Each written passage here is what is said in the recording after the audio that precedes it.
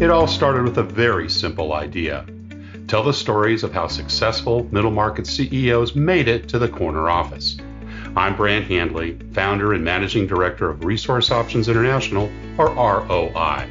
We're the USA's premier executive search firm focused exclusively on empowering middle market companies to attract, hire, and retain A players while transforming top executives' careers and lives.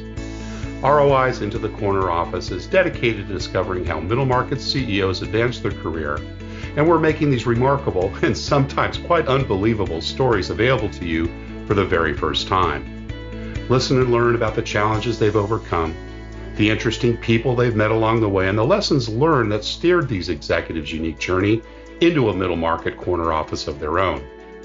I know you enjoy these CEO stories as much as I've enjoyed recording them. So thank you for listening today. And if you like what you've heard, rate us on iTunes or wherever you get your podcasts. I'm looking forward to you joining me on the next great middle market CEO adventure into the corner office.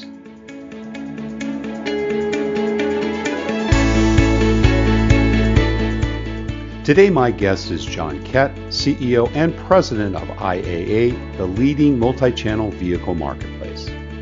John became CEO in 2014 after serving in a variety of executive roles for more than 14 years.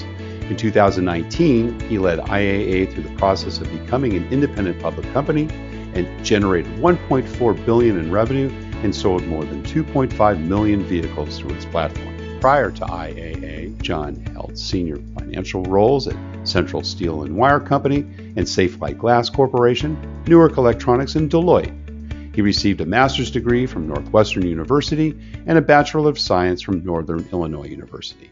John Kett, welcome into the corner office. It's great to be with you, Brent. Thanks for having me. Terrific to have you on the show. I know we spoke a few months ago. You've had a very busy couple of months and quarters, and we want to hear all about that and the wonderful things that are happening at IAA, both in terms of leadership, culture, and business. But we always like to start our podcast early on and hear a little bit about the early years. Tell us a little bit about where you grew up and what your early family life was like.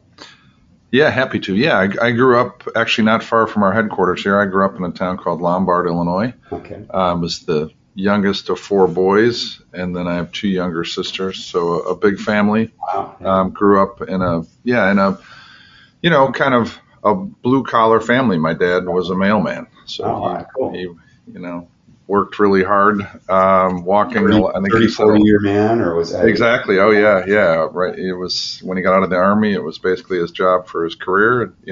Walking 11 miles a day, I think, was the average. So, he was a hard-working, just a really, really nice man. And then my mom, in addition to raising us, then she worked actually second shift as what was called a key punch operator back in the day. Yeah. So, so I grew up all the kids were growing up, or is that something she did later in life? No, as I got into, she had a variety of jobs, on and off as the kids are growing up. But no, really, from the time I was in high school, she was working second shift. So, it was it's really where I found my work ethic was seeing them just work extremely hard to make sure that we were taken care of. Right. Other than that work ethic, any other lessons from mom and dad in those early years? Well, I think just their overall, both really a lot of humility. They were just nice people, nice to everyone. Really instilled in us a sense of kind of fairness and fair play that I think has certainly carried through. And they were old enough that they were children of the Depression, so they understand what hardships about. And how to save money, and what that how important it is to really take care of what you have, because they certainly witnessed it firsthand when it fell apart. So they were big influences, obviously. Any other influencers, or were there other teachers or coaches or folks that had an impression on you in those early days? Yeah, certainly. I was a good student. So obviously a lot of teachers that I looked up to and paid attention to. I was a bit of a trailblazer in my family. I was the first one to go to college. Wow.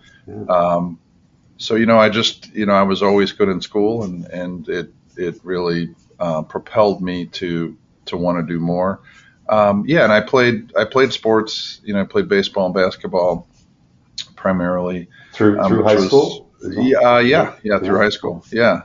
So that was a great experience, and again learned a lot about myself, about competition and what that really means, and some how good coaches along the way. Some good and some not so good. And you learn from those too. You do. They do. I know that you volunteered it. Share some of the not so good lessons. Was it behavioral in nature, or were there some early things that you picked up? And you don't even mention any names. But no, of course not. Tell us about that. I think the great coaches were the ones that were all about the players and the team, and making us better, and growing in our own selves, particularly when you're a teenager, and then. Sure. There were coaches that were more about themselves and winning, and that was the only thing. And even if it meant, kids weren't going to develop, that was more important to them. Mm. So that definitely rung true with me. It's amazing as a kid how you can pick up on some of those things pretty quickly. Yeah, although I would say that a lot of it I didn't connect the dots until later, right? When I realized how they had behaved and what their motives really might have been. Right, exactly. What about entrepreneurial activities? Anything that you did growing up for extra spending money? I was always had again, as I talked about my family, I did everything from deliver newspapers to caddy to I ended up getting a job actually which was a great job. Got a job second shift after high school, working 4 to 10 in a computer room, at a local business, actually a pretty good sized business. And so not so much entrepreneur, but certainly learned about business and about kind of a big company, again, at a young age. A lot of technology that I think is, certainly was helpful to me throughout my career. Were you doing coding or was no, it just like operations, running again, if you or your listeners are old enough to remember a time when there was like these big tapes that you had to load and actually even I was still flipping key punch cards at some point. I remember Fortran classes. Right. I say that my son looks at me like, what are you talking about? How could you possibly put punch cards together and put them in the computer? Exactly. Right. Oh, it seems so archaic now. Cool. And was it kind of a foregone conclusion to go to college? You said you were the first one to go, and I think you were the middle child. So, mom and dad support that? My parents valued education. My dad went to college, never graduated, just, here and there a little bit. But I remember, he was a mailman, and I would see him in town. I'd be riding around on my bike with my kids, and I'd see him, and he would know everybody because he was the mailman, right? So I remember telling him one time that, you got a great job, Dad. I'm like, when I grow up, I want to be just like you because everyone in town knows you. And I remember him kind of, smiling but saying, no, I think you can do a lot more than that. And sit your sense. Yeah. So I think it was because, again, school was a place where I did well, so I got satisfaction from it. So the notion of going to college was certainly, it was something I was going to do. Yeah, and self-financed, it sounded like obviously all those absolutely. jobs. Yeah, no, absolutely. I mean, a little bit of, the economics were a lot different then, but borrow a little bit of money and worked in the summers to save and worked when I was in school. So yeah, absolutely self-financed. So you went to Northern Illinois University, right? I did. Accountancy. Yeah. Was that the logical choice? Did you apply to a bunch of different colleges, or was that the closest to home? It was a little. I did apply to some other schools. Again, I didn't really have a whole lot of direction. Certainly, again, compared to today's times, I met my high school guidance counselor exactly one time, and that was to go over my ACT score and to talk about schools and Northern was close and inexpensive, and I actually had been there. I think when I was a senior, I went up with some friends, and so it was, that was kind of the world I was in. So it was about as big as my world was. So I was like, well, yeah, it's only an hour away, but it might as well have been 500 miles away. So yeah, no, it was a great experience.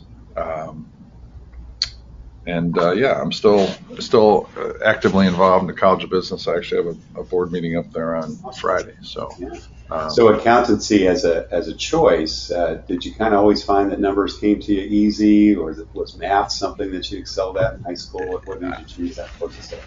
Yes, I did, and I actually took. My mom was ostensibly a bookkeeper. That was another part of one of her jobs, was she was a bookkeeper.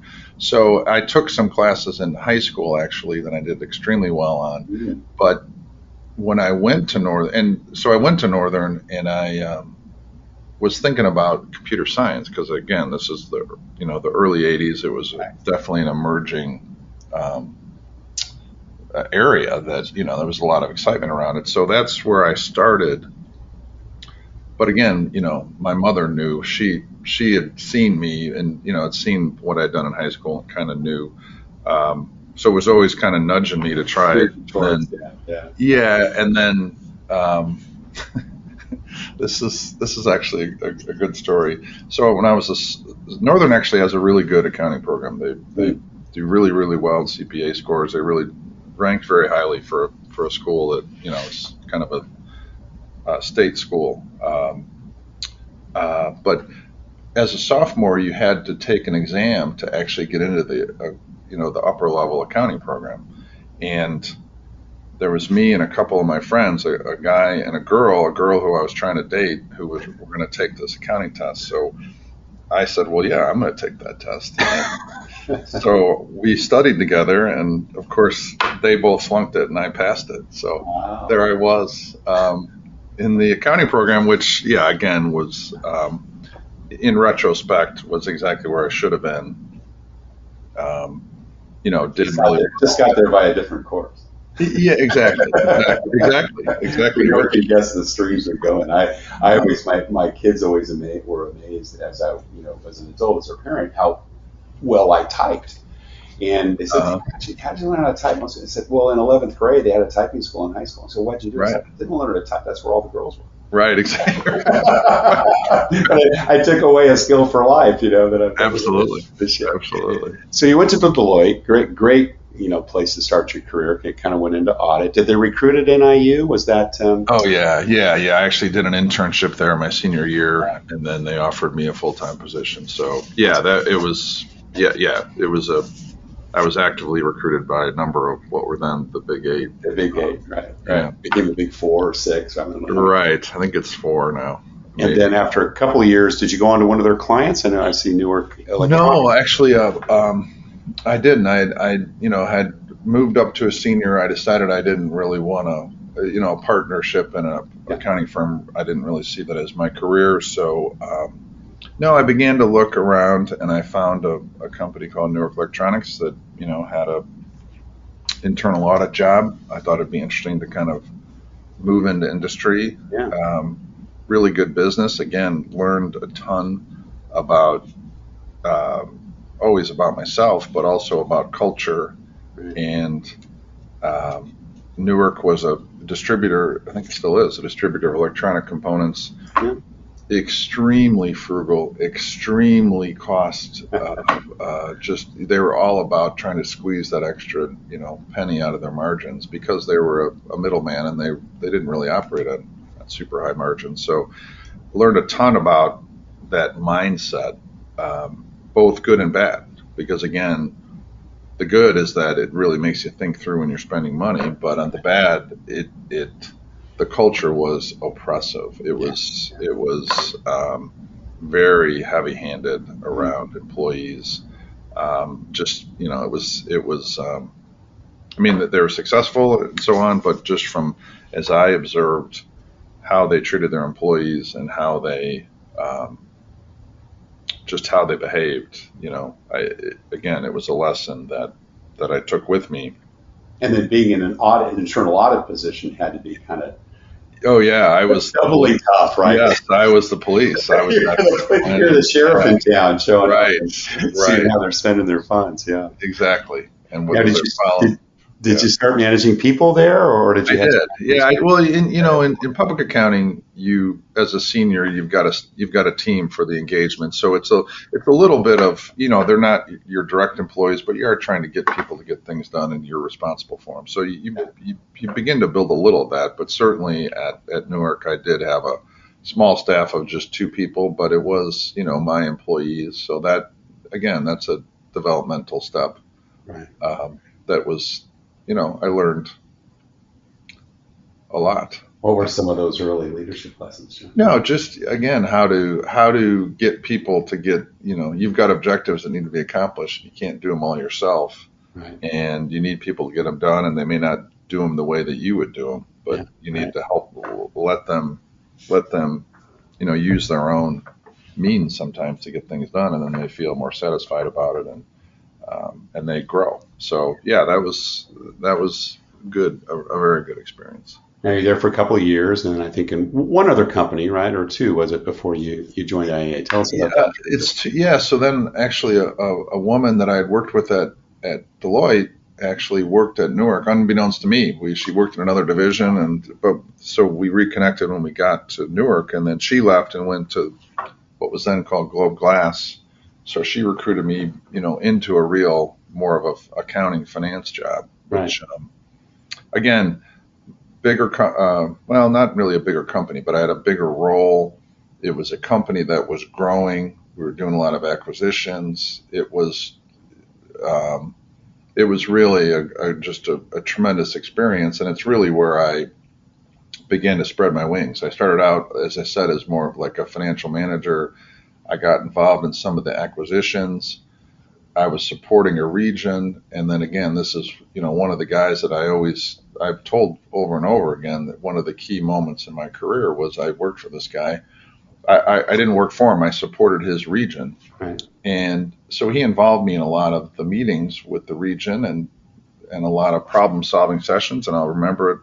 I can picture it, as if it were today. And it was in 1994 that we were sitting around a conference room and there was a problem in a market, and he turned to me and said, what do you think we should do? And I was like, wow, and I don't even remember what my answer was, but I just remember thinking, wow, that was kind of fun. And, this is really more about running a business than just reporting the facts. And so what a simple gesture, though, isn't that?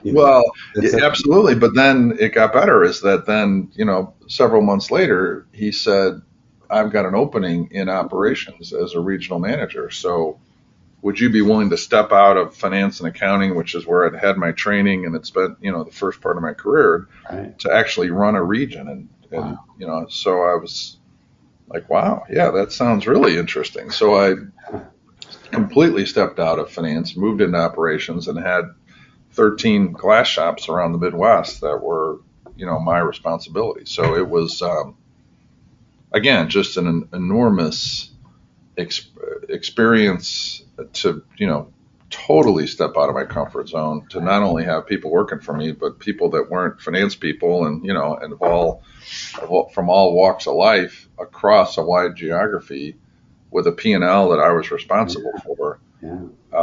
Yeah. It was just a tremendous experience. And so I did that for a couple of years, was reasonably successful.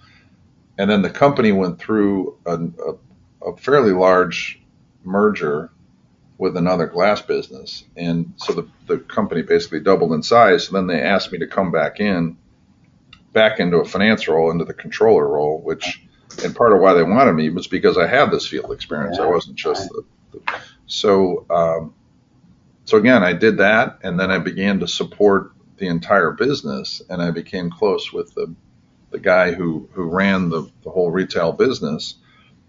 And then a couple years later, we got bought out by what is now Safelite Glass, which again is, pretty well known across the country. Huge. Yeah. And at the time, my wife was 7 months pregnant with twin boys. Oh, wow. So they offered me a job in Columbus where Safelite's headquartered. And there was no way I was going to go with my wife in that situation. And again, culturally, I wasn't sold on the new business. So I decided to step out, which a lot of people did because of the merger, and a lot of jobs were being eliminated. But I had a decent kind of severance time where I still had to be working, but I wasn't working super hard. And it was perfect because the babies were born and healthy and all that. And so I got to spend a little bit of time with them. And then I found this job at Newark, at Central Steel and Wire, which a steel distributor, Midwest based, again, culturally, just a really successful, effectively a private company that had really grown. They had won a family, a man who ran it, and he passed away and set up a trust so that the company was owned by a trust, and just a very traditional, I described Central Steel at the time as it all should have been in black and white. I was pulling into my parking spot. I was sitting in a steel cage desk in an office where they literally came and painted my name on the glass. My first time. It was like from an old movie. You know what I mean? Right. And that's a little bit of how they behaved. Yeah. They had said they wanted to modernize. That's why they recruited me. That was kind of that's what led me to it. It was they had all this change that needed to happen, and they needed people to come in and make it happen. But they really didn't want to change that much. Mm-hmm. But it was, again, I learned a lot about a culture, a different culture, very, patrician. It was like, we're the executives, we run the company, we take care of you. You got to show up and work hard for us, but we're going to take care of you. Not, very little diversity of thought or of the makeup of the team. And so then this guy that I had been supporting at the glass business, the last one who ran the entire retail, his name's Tom O'Brien. Tom had come to IAA during the time that I was at Central Steel. He came to IAA, became the CEO, and was in the midst of kind of turning around a business that had been growing but had been for sale perpetually. So he began to rebuild his management team. And so he, approached me and went to the people he knew. Yeah. And it was a risk. I mean, I could have, effectively punched a clock at Central Steel for, 25 more years or whatever the case would have been. Right. Or I could have taken a chance on this, salvage car auction business that was, relatively small. And like I said, it had been through some turmoil and privately owned at the time, I imagine, right? It was actually public. It was a small NASDAQ. We were NASDAQ traded. We had one primary shareholder or lead shareholder that owned roughly 20% of the company. And so I came to IAA, and in a kind of a jack of all trades role, I got involved in some pricing. I got involved in some of the M&A. We were rolling out new technology, so I was very involved in how that was organized and constructed. Did you come in a finance role originally? I was reporting to the CFO. I had a fairly innocuous title, but I didn't really have finance and accounting. I had FP&A and, like I said, pricing, and so I really was I was doing a lot of different things, and I was the guy who knew how to get stuff done and could get stuff done, and had the kind of perspective of the entire business. I wasn't just looking at the business through the numbers on the page. I was spending time in the field, getting to know the people that actually did it and could kind of look at the world through their shoes. Yeah. Again, from some of the experiences I had going back to the glass company for sure. And frankly, from, I look back at my dad and was a blue collar guy that, I could kind of look at the world through his eyes, and that helped me in an organization where we have, at the time we probably had 50 locations of, and these are 6 to 8, 10 people in a branch, rarely, there might be a college education, but a lot of them are not college educated. Right. They're, hardworking, industrious, people. And so I developed some rapport with them. I really got to understand the business at a broad level. And then we went through a series of transactions. We did go private then in 2005. So I got my taste of private equity directly, from selling the company into operating in a private equity world. Did that become a big cultural shift for the company as you went through that? It was not really. And I give Tom, my predecessor, a lot of credit for really establishing some boundaries with the PE firm on how we were going to behave. A not so minor example was around compensation, where the PE firms like to concentrate the equity at the senior level because then they, if they have a lot of leverage on you. Tom was adamant that we were going to spread that among the team, and so we pushed it down, really deep into the organization to make sure everyone had a piece of the pie, which again I think really helped that transition. And again, something I've learned from and have carried through to this day.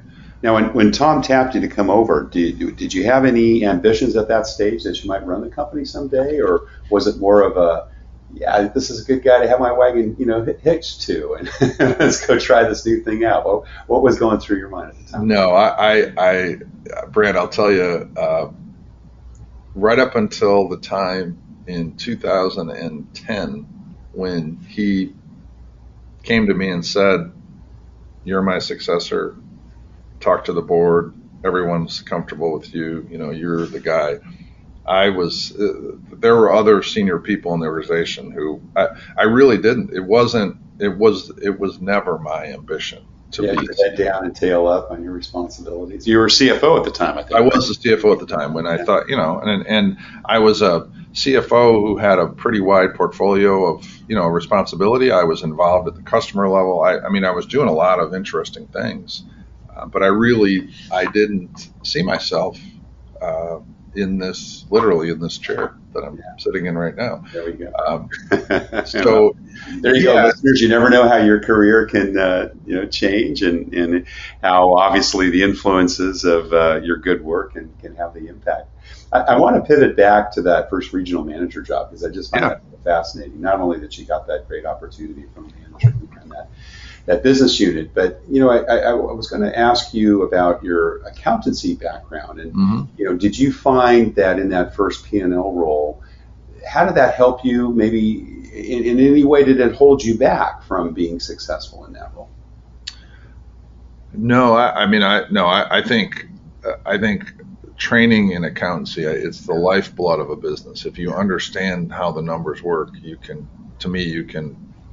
figure out almost anything, and it helps you put it in perspective. And the other strength that I brought to that was then the 13 managers I had, now we're going to understand how their P&L worked, because they never had any formal training. That wasn't their skill set, yet they were being compensated on it and held responsible for it. So it actually helped us improve, because I could show them how their actions, led to gain or loss, and how that impacted their compensation, and to a certain extent, some of their employees' compensation. So, no, I don't. Again, I think it's you have to have the perspective. There are plenty of really, really good accountants who sort of can't see above the page of the numbers, right? The numbers are all that matters. They don't look at the human side or the business side of what makes those numbers. So, but I think if you do have that perspective, it's just a phenomenal base of understanding that helps you in any role, whether you're in direct leadership or you're a sole contributor or you're running a small team. If you understand how the economics of the business that you're in work, it's going to help you do a better job and be more impactful. No question. Yeah, awesome. So CEO since 2014. Tell us a little bit about who IAA is today, because it sounds like it's gone through a couple of transformations over the last 20 years. Well, it certainly has. Yeah, I mean, we are a global marketplace for vehicles. So we bring together buyers and sellers all over the world, and we sell primarily damaged vehicles. So vehicles that the prototypical vehicle that's going through our marketplace is a vehicle that's been in an accident, right, and it's been declared a total loss by an insurance company. Wow. And so that insurance company is looking to mitigate the loss of writing a check for the value of that vehicle. Sure. So they utilize us to help them remarket that. And so we've over the nearly 40 years that I use, actually we are over 40 years now as a company, find buyers and develop ways to market these assets to these buyers. So there's a strong domestic market in the U.S. and so we operate in the U.S., Canada, and the U.K. That's where we have physical facilities. That's where we're sourcing the vehicles that we sell. But we have a buyer network that's in 135 countries or more who are buying these vehicles for a variety of purposes. Like fleet services? Are they group buyers, large corporations? No, it's a really highly fragmented buyer base. Our largest buyer buys less than 5% of our inventory, and the next one after that is well below 1%. So it runs the gamut. So the prototypical buyer is buying the car to take parts off it, the good parts off it, and then resell those into the repair. So if you see a recycled part or a reconditioned part, that's typically, it's OEM, so it's you're getting OEM quality, right. And it's at a substantial reduction in price to buying new OEM. So it really is. I mean, that really is part of our mission, is making vehicles more affordable, because right. What we do is we support that network of people that are trying to fix up a car by finding parts to fix it up that they don't have to pay the full OEM sticker for. The next really important group, and certainly as we think outside of the borders of our countries where we operate, they are what we call rebuilders. So they're buying the car to fix it up. So that can be done. So there's a percentage of those cars. Absolutely. And so again, the way I describe it is, if you think about an insurance company deciding to total a vehicle, it's a math equation. There's the value of your car yesterday before it got in a crash, and then it gets in an accident. They do an estimate of what the repairs are going to be, and if that repair estimate exceeds some threshold that they've set, which is typically somewhere in 60 to 80% of the value of the vehicle, they're going to declare it a total. Yeah. That in 40+% of the time the vehicle still operates. So if you think about trying to find affordable transportation, you can buy a car that's been damaged, you can buy the parts to fix it up, and certainly in some other markets, the labor rates that it would take to repair that vehicle are substantially lower, so that math equation sort of changes, right? Because the estimated cost of repair now, which roughly speaking is typically half labor, half parts. Right. So if you can procure the parts and procure labor at a lower rate than you'd have to pay in market here, you can, and figure out the shipping, which again we help buyers do. Right. The equation changes, and you can find affordable transportation. Yeah. And this notion, I'm talking about it internationally, but it exists in the U.S. too. I mean, again, if you were to walk through one of our yards, there's many vehicles you'd look at and think, why is that car total? Yeah.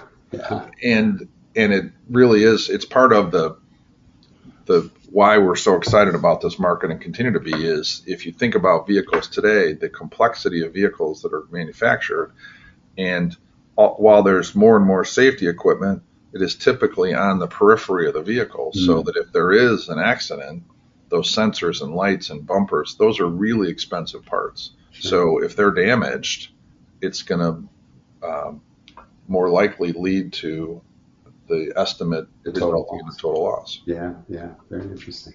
How many employees now and your sales and locations, John? Yeah, we have about 4,500 employees. I think you cited the $1.4 billion, and we did a little bit more than that last year.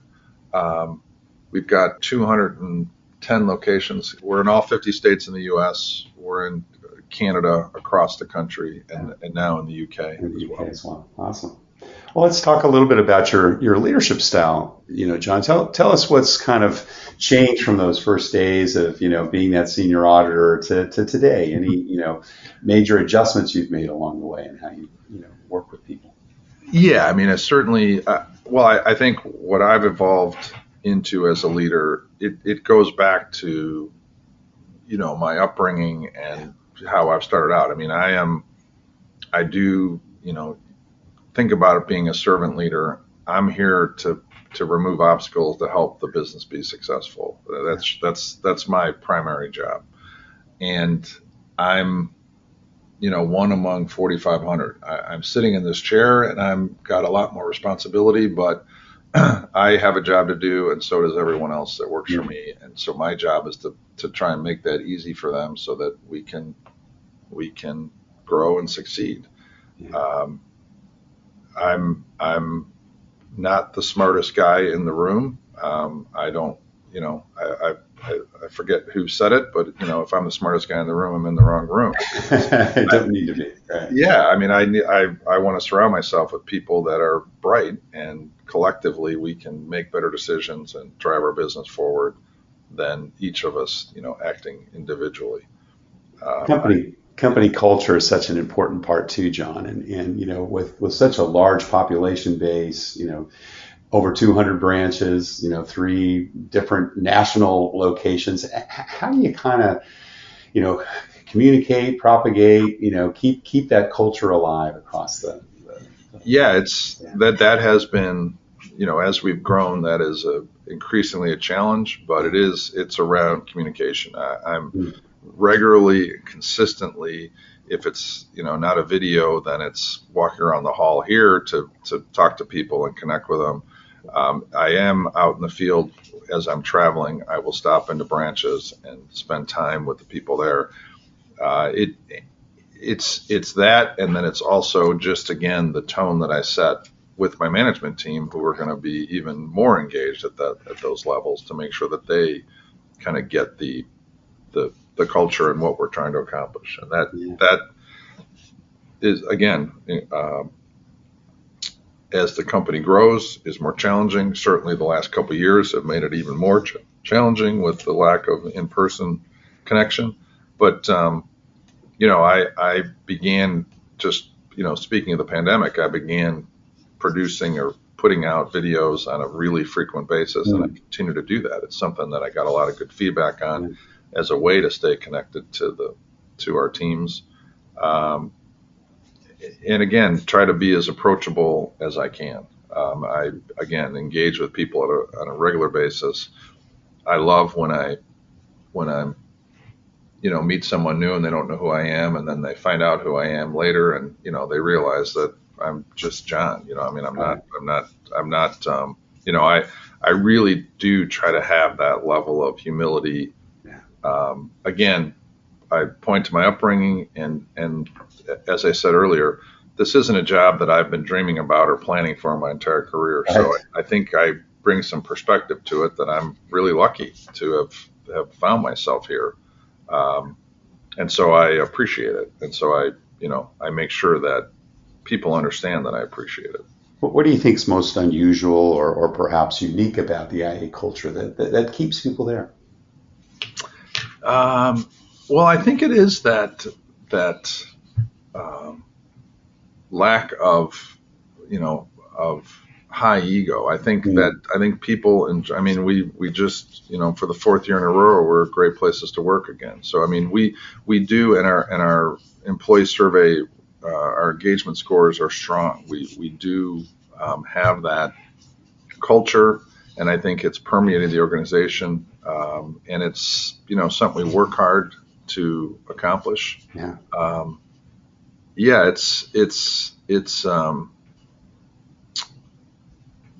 I would call it intentional. It is intentional. It's something we think about and work on, but it's also, it is the makeup of the people that are here too. Yeah. What do you personally look for when you're making bets on the people you invest in and hire, John? Yeah, I think again, I'm looking for smart people because I do think that makes us better. I really think it's important to have a sense of humor. I think that is that not everything goes well all the time, and that's part of business. It's part of life, and having the ability to kind of laugh at it sometimes, I think, really is it's helpful, and it kind of keeps it real to me. Don't take yourself too seriously. Exactly, precisely. Do you have a favorite interview question? Well, my favorite interview technique is to invite the candidate out to lunch and then go down and then give them the keys to my car and say, and you're driving to the... Wow. What kind of car do you drive? I drive an Infiniti QX70. So, nice. Yeah. Nice. What's the kind of response do you get? I've never heard that one before in my 20 years of recruiting. Oh, it's putting them in a instantly pressure. And again, I've got a smirk on my face as I'm doing it. I'm certainly, people kind of laugh and most people know how to drive a car. So. Right. That's a good test of that for sure. I love it. That's great. Well, John, we're just about out of time, but we always have one last question. A question we ask all our CEO guests, and what kind of career and life advice would you give someone that maybe is mid-career, maybe has their eye on the corner office, maybe doesn't, but what kind of counsel would you give them about their road to success in the corporate world?